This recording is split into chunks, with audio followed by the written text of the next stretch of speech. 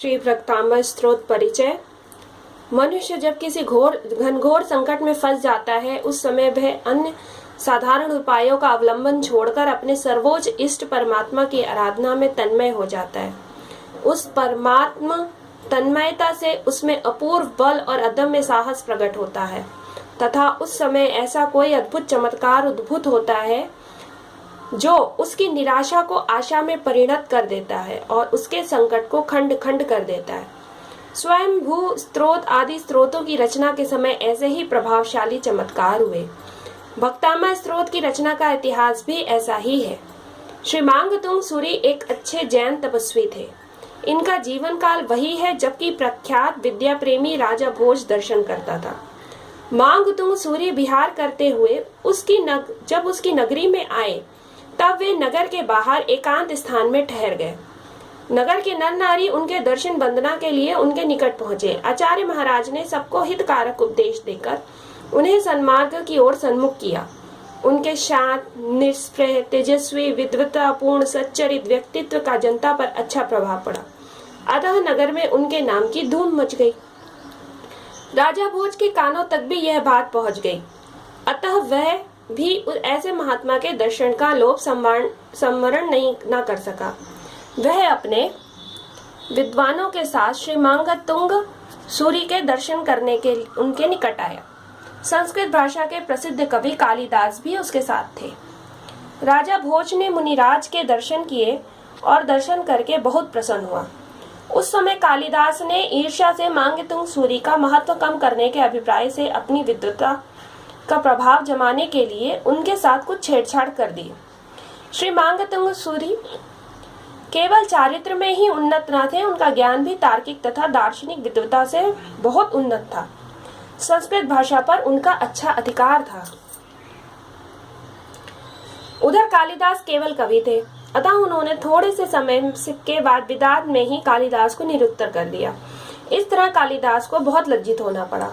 घर आकर कालिदास ने रात्रि को काली देवी की आराधना की और दूसरे दिन राजसभा में आकर राजा भोज से अनुरोध के साथ किया कि मांगतुंग सूरी को यहाँ राजसभा में बुलावे, मैं उनके साथ शास्त्रार्थ करूंगा।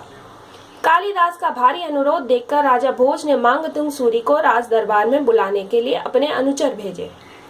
राज कर्मचारियों ने श्री मांगतुंग सूरी से राज आज्ञा अनुसार राजसभा में चलने का निवेदन किया। श्री मांगतुंग आचार्य ने कहा कि हम संसार के सभी कारोबार का त्याग कर चुके हैं, अतः किसी राज्य कार्य से हमारा कुछ संबंध नहीं। इस कारण राजसभा में आने की हमें क्या आवश्यकता है। यदि कोई वार्तालाप हमसे करना हो तो राजा यहाँ आकर कर सकता है, हम राजसभा में नहीं आते। राज कर्मचारियों ने मांगतुंग सूरी का उत्तर राजा भोज को कह सुनाया। उत्तर सुनकर कालिदास ने भोज को और भी भड़काया कि यह यथा नाम तथा गुण वाला बड़ा तुंग मीन्स ऊंचा मान अभिमान रखने वाला है, आपको भी कुछ नहीं समझता, इसने राजाज्ञा का अपमान किया है आदि। राजा भोज का रमराज मत जागृत हुआ। उसने क्रोध में आकर आज्ञा दी कि मांगतुंग को बलपूर्वक पकड़कर यहाँ ले आओ। राज कर्मचारियों ने ऐसा ही किया।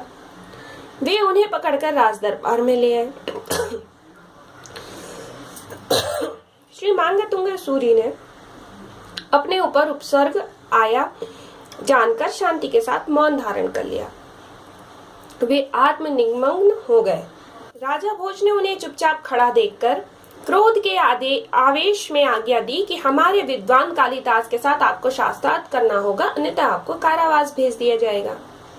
मांगतुंग ने जब राजा की बात का कुछ उत्तर न दिया, तब राजा भोज क्रोध में और भी अधिक लाल हो गए। उसने बिना अहित विचारे आज्ञा दी कि मांगतुंग को जेल के सबसे भीतरी कक्ष में हथकड़ी बेड़ी पहनाकर बंद कर दो। राज कर्मचारियों ने उनको लोहे की हथकड़ी बेड़ी पहनाकर 48 कोठों के भीतर कोठे में बंद कर दिया, मतलब जेल में बंद कर दिया 48 तालों के अंदर, और कड़ा पहरा बिठा दिया। रात्रि के पिछले पहर श्री मांगतुंग सूरी ने भगवान आदिनाथ की भक्ति में लीनकर भक्तामर प्रणत मौलिमणि प्रभाणम श्री आदिनाथ भक्तामर स्तोत्र की रचना की।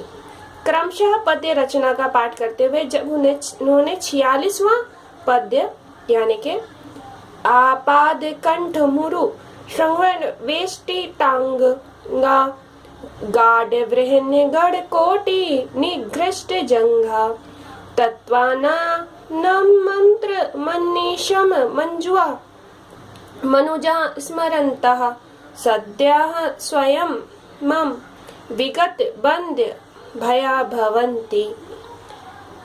पढ़ा तब ऐसा चमत्कार हुआ कि श्री मांगतुंग सूरी की हथकड़ी बेड़ी स्वयं टूट गई और वे 48 कोठों के बाहर आ गए। पहरेदार यह विचित्र चमत्कार देखकर दंग रह गए। उन्होंने इस घटना की सूचना राजा को दी। राजा ने तब बंदीगढ़ में आकर उस चमत्कार को स्वयं देखा। जब उसे अपनी भूल प्रतीत हुई, उसने बहुत नम्रता के साथ श्री मांगतुंग सूरी के चरणों में नमस्कार करके अपने अपराध की क्षमा मांगी। आचार्य श्री ने उसे क्षमा कर दिया और उसे धर्म नीति का उपदेश देकर वे वहां से विहार कर गए। यह ऐतिहासिक घटना है जिसके कारण भक्तामह स्तोत्र की रचना हुई। इसी से मिलती जुलती कथा अन्यत्र भी मिलती है। श्री अमृत चंद सूरी की तरह मांगतुंग मुनि के साथ भी आचार्य पद सूरत सूरी शब्द का प्रयोग हुआ है। भक्तामर शब्द की प्रभाव।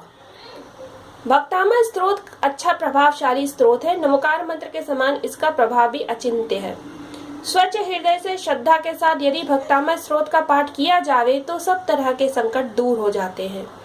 यह बात हजारों व्यक्ति अनुभव कर चुके हैं।